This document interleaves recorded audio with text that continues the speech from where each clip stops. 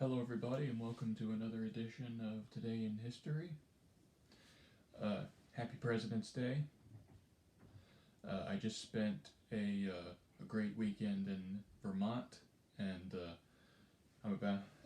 soon I'm going to head back to Maryland.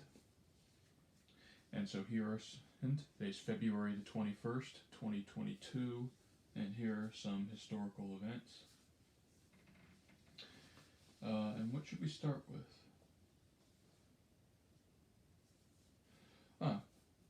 First off, Malcolm X gunned down in New York. The American black Muslim leader, Malcolm X, was shot dead on February 21st, 1965, while addressing a meeting in New York. A rival sect is suspected of the killing. Malcolm X once preached black violence, but he converted to Orthodox Islam after a pilgrimage to Mecca last year and abandoned his supreme separate stance for a more optimistic socialism. Born Malcolm Little, Malcolm X had a violent youth. His father was killed off for backing black revolutionary Marcus Garvey. Malcolm drifted to New York in his teens, fell into a life of crime in Harlem, and served 6 years for burglary. In jail, he read the works of black Muslim leader Elijah Muhammad, and once freed, he joined the sect and changed his name to Malcolm X. Intelligent and articulate, he was soon the chief black Muslim spokesman. But he proved too radical for the Muslims and split with them 2 years ago. Also today in 1986, get this, Shigechi Izumi, the world's oldest living man, dies in Japan. Do you know how old he was? 120. That's right, 120 years old.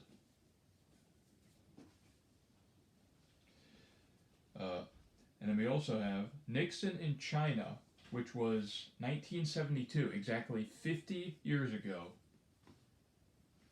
U.S. President Richard Nixon landed in Peking today, extending the hand of friendship to communist China.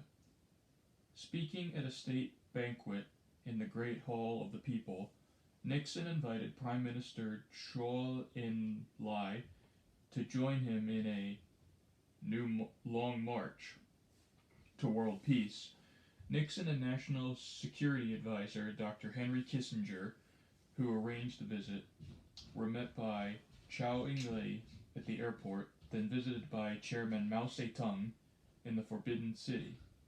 Nixon's visit reverses the hardline U.S. policy on communist China.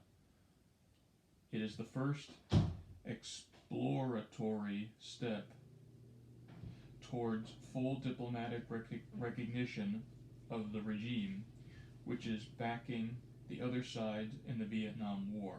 A major stumbling block is U.S. support for the nationalist regime in Taiwan. Peking insists that the U.S. must choose between the two Chinas before relations can be normalized between Peking and Washington. And speaking of Nixon, there's actually a quote, well, not from Nixon, but referencing Nixon. President Nixon's motto was, "If two wrongs don't make a right, try three," said by Norman Cousins of the Daily Telegraph on President Nixon in 1979. Also today in 1991, Margot Fonteyn, a famous dancer, died. And now for some birthdays. First off, we have Alan Rickman, who would have been 76 today. He died back in early 2016, a month before he would have turned 70. Alan Rickman was a very famous British actor, and what made him unique is that he often played villains in many of his movie roles. And some of his most famous movie roles uh, are Die Hard, Robin Hood, Prince of Thieves, and perhaps most notably Snape in the Harry Potter movies. Other birthdays we have today are Kelsey Grammer, who is 67 today, the star of the sitcom Cheers, as well as the spin-off Frasier, playing the character of Frasier Crane.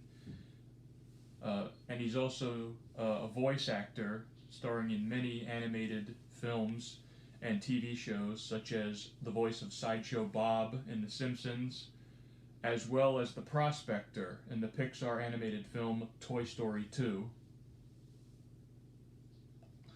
Other birthdays we have today are Scout Taylor Compton, who is 33 today, star of many 21st century horror movies, most notably Laurie Strode in Rob Zombie's Halloween, as well as Halloween 2.